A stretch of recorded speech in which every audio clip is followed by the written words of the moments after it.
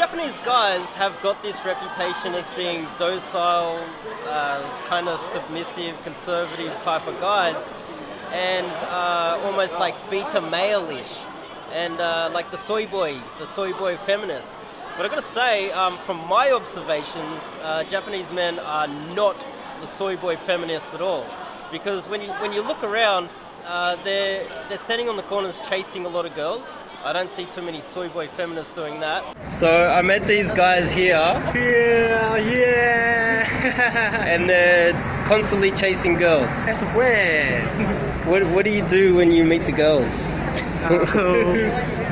Every time, every day, girls speaking. Yeah.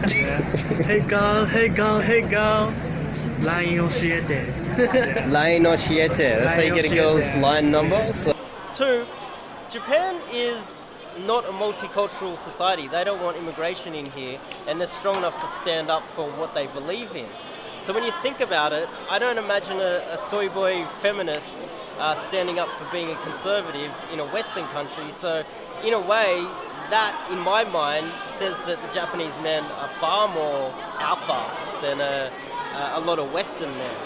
Also, I don't think Japanese men are beta males or soft soy boy feminists, because Japan is a male-dominated society. It is 100%. It's a really staunchly male-dominated society. So I think that Japanese men are quite strong when it comes to this aspect. So I don't really understand. A lot of people have told me that they think that Japanese men are docile and beta male-ish, but I have seen a lot of aggression, a lot of male-on-male like aggression, and I've seen 2 fights only in the last couple of days since I've been here in Osaka. Just Japanese men on Japanese men. There's a lot of alpha Japanese men here fighting each other in the streets, and I saw a fight about lunchtime in the daytime, and there was no alcohol involved at all. Oh, also, Japanese men love to drink. They love to drink. They're heavy drinkers. So when you add all of these factors up, also they work very long hours. They're hard-working people. And if you have a look around this city, some of the biggest buildings have been built. They work hard. They build big buildings. They drink a lot. They're very conservative, and they stand up for what they believe in. It's a male-dominated society. They chase a lot of girls. There's a lot of factors in my rationale which leads me to believe that there's nothing beta about a Japanese man in any way, shape or form. Oh, another reason why Japanese men cannot be beta male is the sports that they play are far more alpha than any other Asian country. Think about it.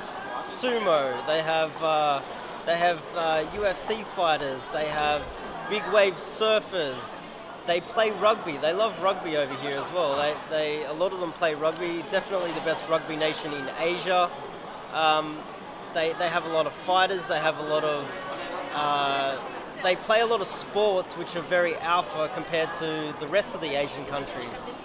When you add up all of these other factors, the fact that they're approaching a lot of girls, the fact that they stand up for being a conservative country in the face of a lot of backlash about immigration, the fact that it's a male-dominated society as well, I can't see any reason to say that a Japanese man is a beta male in any way, because they are standing up for a lot of things that they believe in, which is far more alpha than the soy boy feminist that runs around doing all that bullshit that happens in Western society. So in my humble opinion, when I add all of those things up, they are definitely not beta males.